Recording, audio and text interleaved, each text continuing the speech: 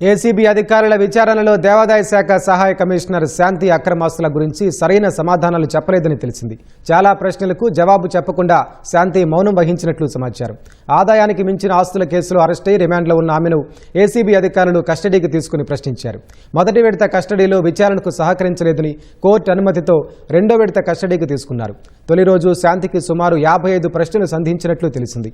వీటిలో కొన్నింటికే సమాధానాలు ఇచ్చినట్లు సమాచారం. స్థిర చర ఆస్తులపై అధికారులు ఎక్కువ ప్రశ్నలు వేయగా చాలా వాటికి జవాబివ్వలేదని తెలిసింది. ఆభరణాల విషయంలో తల్లి ఇతర బంధువుల ద్వారా బహుమతులుగా వచ్చాయని చెప్పినట్లు సమాచారం. గుంటూరు జిల్లా తాడేపల్లిలోని విల్లాను 50 లక్షల రూపాయలకు, విశాఖ నగరం ఎండాడలోని 3 బెడ్రూమ్ ఫ్లాట్ను 30 లక్షలకు రుణం తీసుకుని కొన్నానని శాంతి చెప్పినట్లు తెలిసింది. కానీ వాటి మార్కెట్ ధరకు, డాక్యుమెంట్ విలువకు భారీ వ్యత్యాసం ఉన్నట్లు ఏసీబీ అధికారులు గుర్తించారు. విజయవాడ ఏసీబీ కార్యాలయంలో సాయంత్రం వరకు విచారించి తిరిగి కారాగారానికి తరలించారు.